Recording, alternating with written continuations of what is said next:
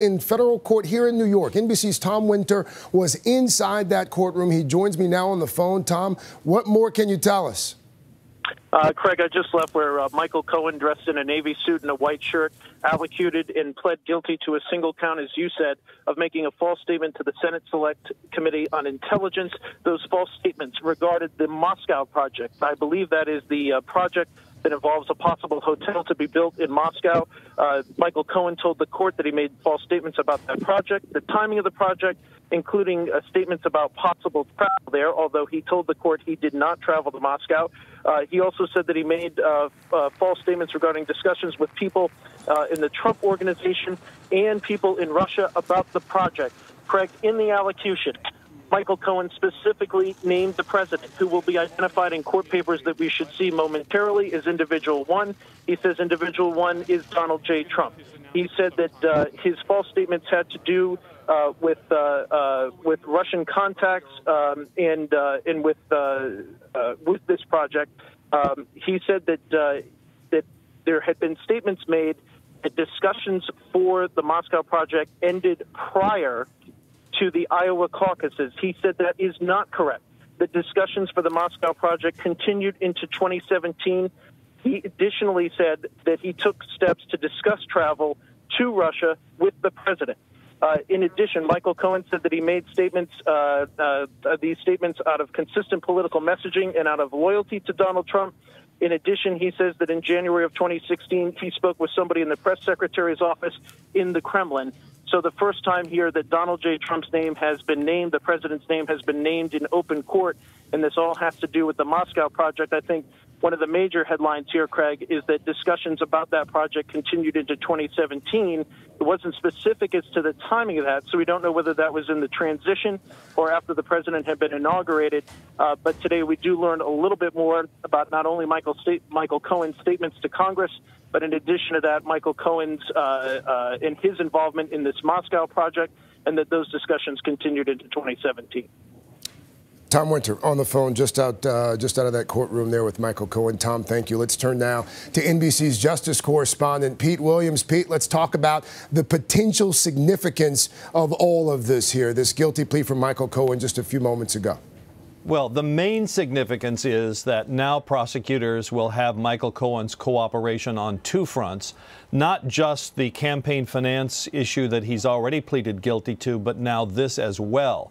So it's secure. That's, I think, the big significance here. It secures additional cooperation, and that's the sort of thing that you're seeing playing out right now. Now, in terms of what he says he lied about, there was a project to build a large facility in Moscow that would include a hotel, condominiums, perhaps office space, retail space, and that was discussed with the Russians. Cohen told the Senate Intelligence Committee roughly a year ago that the project stopped early in 2016 and there was no further work on it after the Iowa caucuses. That's what he now says. That's what he now says. He lied when he said that to Congress. So that's the significance of the charge. Now, politically, President Trump has said during the campaign that he had nothing to do with Russia. So I guess the question is, when he said those words at the time, was the project dead or was it still underway? And that's, I think, a separate question from whether there was Russian meddling in the election. But still, I think that's an important score for the prosecutors to secure his additional cooperation because he was so close to President Trump. Pete, you correct me if I'm wrong here. Lying to Congress is not a crime that is frequently prosecuted. What, if anything, can we glean from the fact that it's being prosecuted in this particular case? Well, lying to Congress is not that infrequent. I'm trying to think of the name of the baseball player who was accused of lying to Congress about using steroids. So it does come up from time to time. Lying to the feds in any form is always a charge that the federal government can use to secure somebody's cooperation. You know, they're not saying that Michael Cohen did anything wrong in talking to the Russians or working on this real estate deal. All they're saying is all Cohen is now saying is that when he went before the Senate Intelligence Committee and said work on the project stopped before the presidential campaign got underway in earnest, that was wrong. So that's the sum and substance of it. And the significance of it is additional cooperation. it shows that he's cooperating with the prosecutors, and it's yet more leverage to get his further cooperation. That's the significance of it. Our Justice correspondent Pete Williams there for us. Pete, thank you. Let's turn to Hans Nichols, who is on duty at the White House for us this morning, where the president is about to leave for that summit in Argentina, the G20, where we are also being told he is set to talk to Vladimir Putin on the sidelines, at least. Hans, good morning to you. Any reaction to all of this from the White House yet? Good morning, Craig. No official reaction from the White House, but in 10 minutes, the president is going to have an opportunity to rebut what Michael Cohen has apparently pled to. And his strategy in the past on Michael Cohen is to minimize his actual interaction. Remember, back in April, when Cohen was initially starting to cooperate, he said he had a tiny, tiny little bit of legal work done for him by Michael Cohen. Then you'll remember in August, September, Michael Cohen shared some of the tapes where President Trump clearly indicated that he was aware of those payments to Karen McDougal, payments that were meant to buy her silence. I think the significance, and Pete's hinting at this, is that this casts doubts at least on one aspect of Trump's denials about Russia. It doesn't have anything to do with cooperation or collusion with the Russians during the campaign. What they're actually talking about here would obviously not be criminal. It has to do with a commercial enterprise setting up, potentially building something inside of Moscow. Obviously nothing wrong about that, but it does raise questions about the truthfulness of people in Trump's orbit when they were talking about matters having to do with Russia. That's significant, and we'll see if the president chooses to engage with this and just how he does it here in about 10 minutes before, as you mentioned, he takes off from the South Lawn for that G20 summit in Argentina. Craig? All right. Hans Nichols for us there at the White House. There is Michael Cohen there, by the way. That is a live picture of Mr. Cohen leaving the courthouse. Let's listen in for a moment to see if he says anything.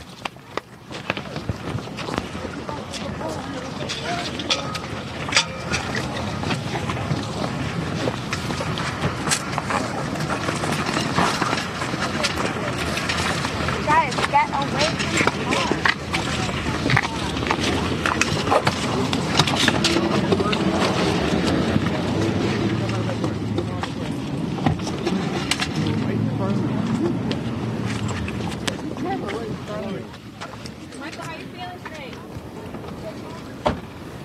All right, apparently no comment there from Michael Cohen or his attorney hopping in the back of that vehicle. Cohen, again, pleading guilty to a charge of lying to Congress related to those statements about a project to build a Trump Tower in Moscow, according to sources, lying to the Senate Intelligence Committee during his testimony there. Again, President Trump could very well talk about this sometime here, roughly 10 minutes from now. Continuing coverage right now on MSNBC and NBCNews.com. And a full wrap tonight on NBC Nightly News. We'll return most of you to more of today. I'm Craig Melvin. This has been an NBC News special report. The president was very, in his mind, carefully or cleverly wordsmithing it that he was not ever investing in Russia. But he was also alluding to the point there was never any deal to happen. Now that has changed. Why does it matter so much? I think the reason that this is such a big deal, that Michael Cohen is pleading to lying in the Mueller case and lying to Congress about this, is that if Michael Cohen says, I lied when I said we didn't have a business deal going, then that means that President Trump was lying. Remember that President Trump tweeted in July 2016, I have zero investments in Russia. Remember now, when you put together all the pieces of this crazy mosaic, remember that in 2015, Cohen and Sater, these two interesting figures, were pushing hard on a Moscow Trump Tower. And of course, the Trump organization, the way they do this is they just license it. They don't put a lot of money in. But the branding's important and it's valuable to Trump. He gets millions of dollars for every one of these licenses. So it's valuable to him. In 2015, these two people, Cohen and Sater, are discussing how can we get Putin to say nice things about Donald Trump, the candidate. It's like an intertwining of his business and his candidacy. And if Cohen is saying he lied, then that means Trump lied.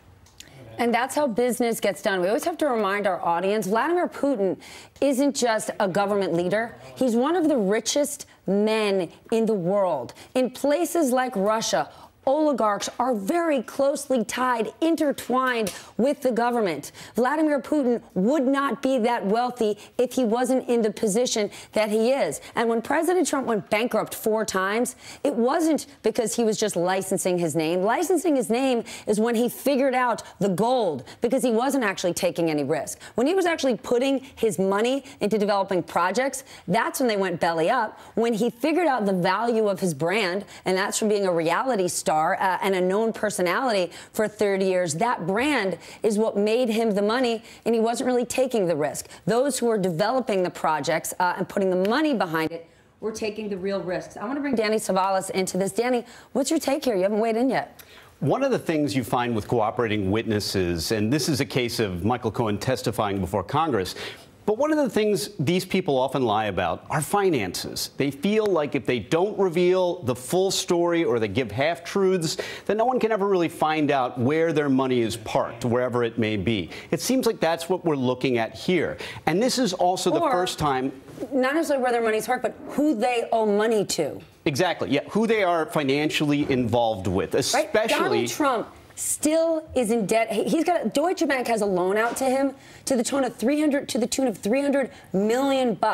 That's Jared Kushner's banker. So it's not just where they have their money parked, it's who they owe money to. That's right. And you look at the mandate of Special Counsel Mueller. This is the first time Mueller's team has brought charges against Michael Cohen. The prior charges were brought in the Southern District of New York by the U.S. Attorney's Office for the Southern District, charging crimes related to campaign finance. But the mere implication of these Russians has a very significant impact because it tells us that this is within Special Counsel Mueller's mandate. It may not be directly related to collusion or conspiracy to commit computer fraud or whatever the case may be, but it does relate to the mandate, which is investigate anything arising out of Russia collusion and prosecute anything that you find therein. And that seems like it fits nicely within the mandate. Nicely, or as a complete disaster, depending on which way you look at it. As a defendant, it's a disaster. As a defendant, certainly a disaster. I want to bring Hans Nichols in at the White House. Hans, the president is set to depart for Argentina for the G20 meeting at any moment. No doubt he will be surrounded by you and other reporters. Do we think he's going to say anything? I mean, he's got to have some reaction to what's going on. The president, before he gets on a long flight like this, typically does talk to the cameras. I just heard Marine One. It went quiet on the South Lawn, which means the president could be walking out and talking to reporters at any moment. Really, the challenge for him is how does he put distance between himself and the man that was his right-hand man for so often? We all remember that Air Force One comment when he was asked about one of those payments, I believe, to Karen McDougal, and he said, you'll have to check with Michael about that. That was Michael's deal. And then Michael Cohen later sharing the tapes in September of this year where Trump was clearly aware of that payment. Now, in the past, I believe in April, the president said that Cohen just did a tiny, tiny bit of legal work with him. So right there, doesn't this change the characterization of President Trump's relationship with Michael Cohen? In the last few months, President Trump has tried to downplay and minimize it, like, oh, he did a little bit of business with me. Michael Cohen is now changing that narrative in a big way. I doubt there'll be emails because President Trump doesn't use email linking them, but Cohen's telling a different story and he's naming the president. Yeah, but the president makes a pattern of trying to distance himself from former aides that are cooperating or have pled guilty. You remember what he said about Paul Manafort, that he was just briefly involved with the campaign, when in fact Paul Manafort was the campaign chairman for almost a year. So the idea that the president is going to put some space, it's something he does. All right, I am going to leave you for this hour. What an hour this has been. Michael Cohen has now left the federal courthouse in downtown Manhattan. He arrived at 9 a.m. this morning, where he pled guilty to lying to Congress. I'm just shocked. The news. This is real life. This is stranger than fiction. I'm going to hand off to my friend Chris Jansen. Chris, wow. It's unbelievable. It comes on the top of what has been a deluge of new developments in the Mueller investigation. Stephanie, thank you so much. Hello, I am Chris Jansen in for Hallie Jackson. And we've got more on that bombshell breaking news in the Mueller investigation, because right now in Manhattan federal court, President Trump's former personal attorney and self-proclaimed fixer Michael Cohen entering a new plea deal with the special counsel Robert Mueller.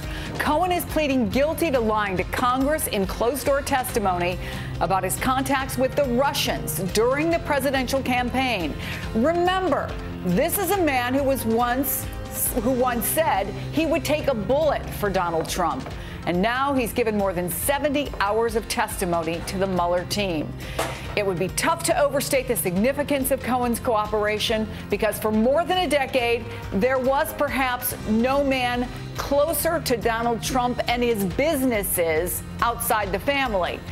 This breaking news after another dizzying day of developments in the Robert Mueller investigation, and as President Trump, just moments from now, is going to be on his way to crucial meetings with world leaders at the G20 in Argentina, and is sure to put more scrutiny on one of those meetings in particular with Russian President Vladimir Putin. Joining me now, NBC News intelligence and national security reporter Ken Delaney. And Ken, let's do a reset here. This was a surprise. None of us expected this, knew that Michael Cohen, who we see coming out of the courthouse now, was going to be in court. What did we learn?